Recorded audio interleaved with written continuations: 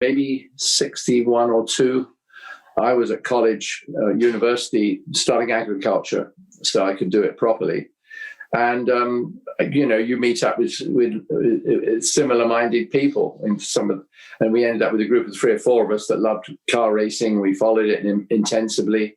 Same thing happened, when I was at school. The whole thing was we always met up with guys that loved racing.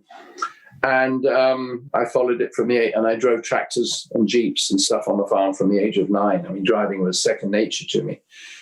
And it was just one of those fortunate things. I mean, it's amazing that you can, be on.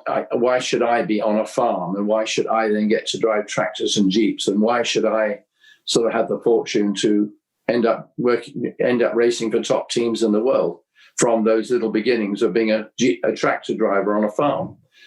Possibly if I'd never driven that tractor, if I'd never driven the Jeep, that people would have, I would never have thought about it, because I would have been living in the outskirts of London with my real father and his wife then, and just lived a sort of a less dramatic or less exciting life. But it just happened to all fall into place. But when you went to the very first time to the racing school, was it with buddies just for like an activity day, and you didn't know that it was your No. I mean, passion. You have no idea that you're going to be any good. But there were 2 of us at school. There was a guy called Mick Boydell and myself. I was at school now. I was like 16. Am I getting this right? Or was it at Cirencester? I can't remember. It was at school. Anyway, it was school, and then that led on to when I went to, pretty much immediately. But remember, I lived near Goodwood anyway. Yep. And at that time, I was a marshal. I used to be a flag waver at Goodwood, corner workers, you call them in America. And I remember going, I went to the driving school, I think, the very first time with Mick Boydell. That was from college. And we went up to St. Etterton together. And which was, goodness knows, 150 miles away. And you went to a sort of a little course, you walked the corners, and then eventually you sat in a race car and you went through the corners at 30 miles an hour and, one behind the other. I mean, it was ridiculous, really. I mean, right. It gave you you could have gone round and around a car park, to be frank. I mean, you weren't allowed to go fast. And, and that was what it was. And then I got into it. It cost £5, if I recollect, for the initial course, and then it cost £10 a corner, and there were 7 corners in those days at Snetterton in Norfolk. So I used to go up there 180 miles from my home up to the driving school, and sort of I went once a month, for a day, which cost £10 or maybe £30, but I was only earning £20 a week. So you're consuming just about all of your monthly salary. That's right. And one had to live as well and pay rent and run a car to get up to the track. But anyway, we all did it. I wasn't the only one.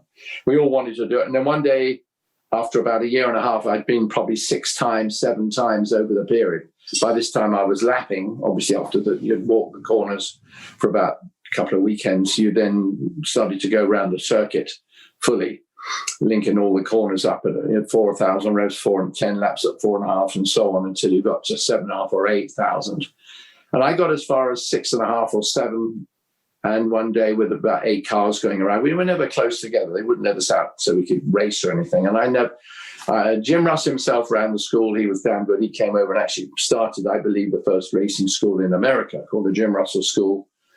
And I think he was out at Laguna Seca or Sears Point, one of those two. Point.